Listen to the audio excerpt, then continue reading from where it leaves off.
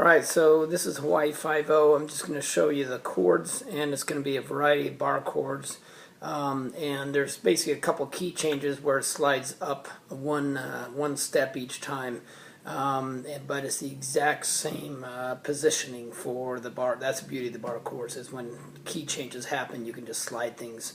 So there's a lot of maybe complications with bar chords. There are many bar chords you can play, or different versions of the same note, and sometimes it's a little lower, and sometimes medium, sometimes it's high. So there are some variations you can do there, but I'm going to show you kind of the standard ones that I use for this song. So the first one is the minor bar chord.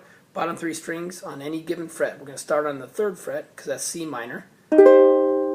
And I actually, because of the positioning for the song, I actually use my ring finger because it's easier to get to the next chord, but you can flex however you want to do that.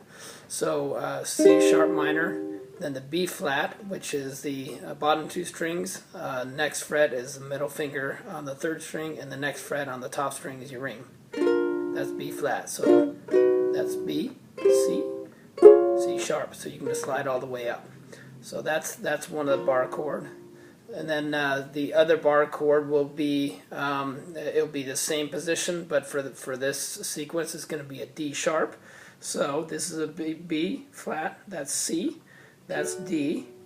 So that's the fifth fret right there where your finger is. That's a D. Same thing as that. But the D sharp is one higher. So that's one of the ones that kind of sounds cool with the crescendo of the song. So there's the D sharp one, and then there's also the F chord that's in here as well. So the standard way you play that is with this fingering, middle finger on top, index finger there. But if you want to do the bar chord, you do middle finger down on this second string, first fret, and then you have the ring finger up on the top string of the second fret. Same chord, F, but that way if you want to do a bar, you slide it up one step, and then you use your crush with your finger. So if that's F, that's F sharp, that's G, which is the same as this, and that's G sharp, so you can kind of move that all the way up. So that's another one of the bar chords. So those are the main chords that I can think of right now. So I'll just show you the typical sequence for this song. So after the drum intro, you're going to start on C minor. So that's C minor, and so if you can picture the horns going pa pa pa pa pa, and that's that chord. And then you go to B flat, and then you go back to C minor. Then you go up to D sharp, which is that one, this bar chord style, but all the way up here on the 6th fret where you start. Then you go back to C minor, then back to B flat, and now we do D sharp, but this one's the middle one here. So that's the top three strings on the 3rd fret. And then you go to G, then you go back to C minor again. That's the part we're doing now. And then you go to F. You can use the bar chord fingering. And then you go to G sharp, which is taking a G and sliding it up one. So that's another bar chord we're doing. So G sharp, and then A sharp, or B flat, either way.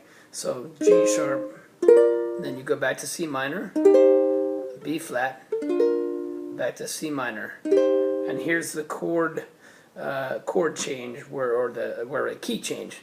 This is a transition, so this is a G sharp minor. So the minors you can kind of do this way and then slide all the way up. So 2nd fret, ring finger, 1st fret, middle finger on the 3rd string.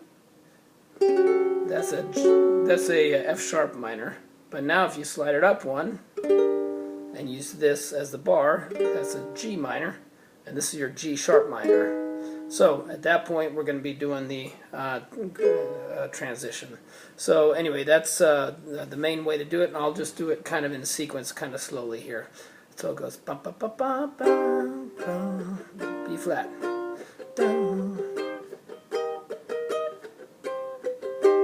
B flat, D sharp, G, C minor,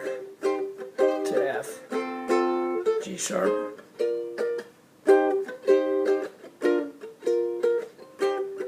And now your transition.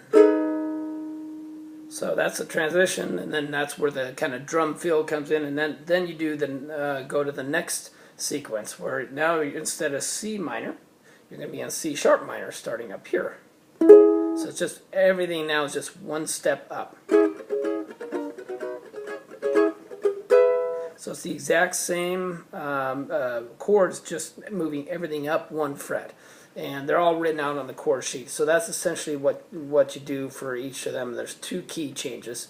And then there's a final crescendo, which is some picking, but that's a little complicated, so I won't go there for right now.